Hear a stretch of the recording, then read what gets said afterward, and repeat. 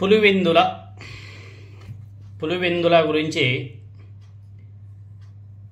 ఎంత చెప్పుకునే తక్కువే. రీసెంట్గానే పులివెందుల రూరల్ జెడ్పీటీసీ ఉప ఎన్నిక ఏ విధంగా తీవ్ర దుమారం రేపిందో కూడా మనందరం కూడా చూసాం. ఎన్నికల సమయంలో నల్లపురెడ్డిపల్లె అనే ఒక విలేజ్ బాగా వార్తలోకి ఎక్కింది. యాక్చువల్గా అయితే ఆ ఊరంతా కూడా దాదాపు వైఎస్ఆర్ కాంగ్రెస్ పార్టీనే.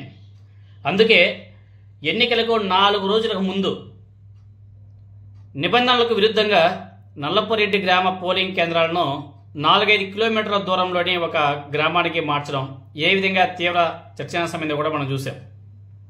అయితే పోలింగ్ కేంద్రాల మార్పు ఏదైతే ఉందో ఆ మార్పుని అడ్డుకునేందుకు వైసీపీ అన్ని రకాలుగా పోరాటాలు చేసినా ప్రయోజనం లేకపోయింది. చివరికి స్థానికులు స్వేచ్ఛగా ఓటు వేయలేని దుస్థితి ఏర్పడింది. ఏ విధంగా అక్కడ తెలుగుదేశం పార్టీ కట్టడి చేసి జనాల మీద దాడులు చేసి గుద్దేసుకున్నారు కూడా మనం చూసాం. పులివెందుల జెడ్పీటీసీని కైవసం చేసుకోవడం జరిగింది తెలుగుదేశం పార్టీ. దాని ద్వారా రానున్న ఎన్నికల్లో పులివెందులలో జగన్మోహన్ రెడ్డి గారిని కూడా ఓడిస్తామని చెప్పేసి Telugu Desam party mind game start చేసింది. చాలా సభల్లో కూడా ఇదే ప్రస్తావన తీసుకొస్తున్నారు చంద్రబాబు నాయుడు గారు, అదేవిధంగా నారా లోకేష్ గారు. పులివెందుల జెడ్పీటీసీని మనం గెలిచాం, సో ఇంకా అక్కడ పులివెందులలో కూడా మనం తెలుగుదేశం పార్టీ జెండా ఎగరవేస్తామని చెప్పేసి ఏ విధంగా మాట్లాడుతున్నారో మనం గత కొద్ది రోజుల నుంచే మనం చూస్తున్నాం.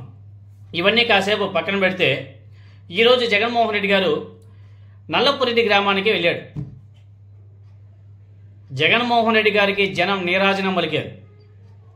జగన్మోహన్ రెడ్డి గారు వస్తున్నారనేసి తెలిసి ఎక్కడెక్కడో నుంచి జనాలు కూడా భారీగా తరలి వెళ్ళారు. జగన్మోహన్ రెడ్డి గారితో పాటు కడప ఎంపీ వైఎస్ అవినాష్ రెడ్డి గారు, అదేవిధంగా వైఎస్ఆర్ కాంగ్రెస్ పార్టీ చాలామంది నాయకులంతా కూడా జగన్మోహన్ రెడ్డి గారితో ఉన్నారు. వాళ్ళందరికీ నల్లపురెడ్డి వాసులతో పాటు ఇతర ప్రాంతాల నుంచి వచ్చినటువంటి ప్రజానీకం ఘన స్వాగతం పలికారు. జగన్మోహన్ రెడ్డి గారు అయితే నడుచుకుంటూ వెళ్ళాడు. ప్రజల యొక్క అభిమానం. అదేవిధంగా నల్లపురెడ్డిలో జగన్మోహన్ రెడ్డి గారు మీడియాతో మాట్లాడుతూ ప్రజాస్వామ్యబద్ధంగా ఎన్నికలు జరిపే ధైర్యం తెలుగుదేశం పార్టీకి లేదు, ప్రజలకు ఓట్లు వేసే స్వేచ్ఛ కూడా ఇవ్వలేదు, పోలీసుల్ని అడ్డం పెట్టుకుని దౌర్జన్యం చేశారు, ప్రజాస్వామ్యాన్ని కూనీ చేశారని చెప్పేసి జగన్మోహన్ రెడ్డి గారు విరుచుకుపడడం కూడా జరిగింది. అదేవిధంగా జగన్మోహన్ రెడ్డి గారు ఒక సవాల్ కూడా విసిరాడు. గతంలో నంద్యాలలో ఏ విధంగా అయితే తెలుగుదేశం పార్టీ వైఎస్ఆర్ కాంగ్రెస్ పార్టీని కట్టడి చేసి ఏ విధంగా అనేక హామీలు ఇచ్చి అక్కడ నంద్యాలని వాళ్ళు చేచెక్కించుకున్నారు, తర్వాత 2019లో ఏ విధంగా అయితే రిజల్ట్స్ వచ్చాయో దాన్ని ఎగ్జాంపుల్గా చెబుతూ నల్లపురెడ్డి గ్రామాన్ని జగన్మోహన్ రెడ్డి గారు ఆ గ్రామంలో జరిగినటువంటి ఓటింగ్, అదేవిధంగా అక్కడ జరిగినటువంటి తెలుగుదేశం పార్టీ చేసినటువంటి రాద్ధాంతం గురించి ప్రస్తావిస్తూ నల్లపురెడ్డిపల్లె సాక్షిగా చెప్తున్నా, ఆనాడు నంద్యాలలో ఏ విధంగా అయితే చేశారు, ఇప్పుడు నల్లపురెడ్డిపల్లెలో కూడా అలానే చేశారు, నెక్స్ట్ 2029లో మన వైఎస్ఆర్ కాంగ్రెస్ పార్టీ మళ్ళీ అధికారంలోకి వస్తుందని చెప్పేసి ధీమా కూడా వ్యక్తం చేశారు. సవాలు విసిరాడు తెలుగుదేశం పార్టీకి. అదేవిధంగా జగన్మోహన్ రెడ్డి గారి పర్యటనలో ఒక ముసలావిడ జగన్మోహన్ రెడ్డి గారిని కలిసి ఆమె అసలు ఆ వీడియో చూస్తే ఎవరికైనా సరే గూస్ బంప్స్ వస్తాయి. వైసీపీ వాళ్ళకైతే గూస్ బంప్స్ వస్తాయి, మామూలు కూడా కాదు. ఆ మహిళ, ఆ వృద్ధురాలు, ఆ ముసలావిడ కంటి చూపుతోనే జగన్మోహన్ రెడ్డి గారికి చెప్పాల్సింది చెప్పేసింది. ఆమె మీసం మెలేసింది, ఇలా జరిగింది, ఓటు కూడా వేయనివ్వలేదు బిడ్డ. కంటి చూపుతోనే జగన్మోహన్ రెడ్డి గారిని ప్రశ్నించింది, సమాధానం ఇచ్చింది. జగన్మోహన్ రెడ్డి గారికి ధైర్యం నింపింది. అసలు మీసం ఇట్టంటూ అబ్బా ఆ వీడియో మాత్రం నా సాయంత్రంగా ప్రతి ఒక్క వైఎస్ఆర్ కాంగ్రెస్ పార్టీ కార్యకర్త, నాయకుడు ఆ వీడియోని చూస్తే అసలు గూస్ బంప్స్ మాత్రం మామూలుగా ఉండవు.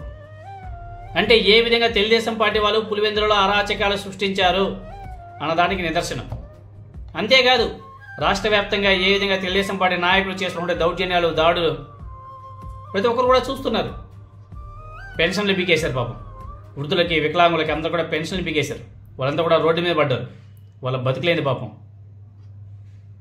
ఇలా ఒకటి చెప్పుకుంటూ పోతే బోల్డ్ అన్ని. కానీ జగన్మోహన్ రెడ్డి గారి ఆ పర్యటనలో మాత్రం ఆ పర్యటనలో మాత్రం నల్లపురెడ్డి గ్రామం సాక్షిగా ఆయన ఏదైతే మాట్లాడారో అదొకటి హైలైట్ అయితే, రెండోది ఆ ముసలావిడ కంటి చూపుతో ఏ విధంగా అయితే ప్రశ్నించిందో, సమాధానం చెప్పిందో అది రెండో హైలైట్. వండర్ఫుల్. అసలు జగన్మోహన్ రెడ్డి గారి ఈరోజు పర్యటన మాత్రం అసలు ఇంకా అదుర్సు.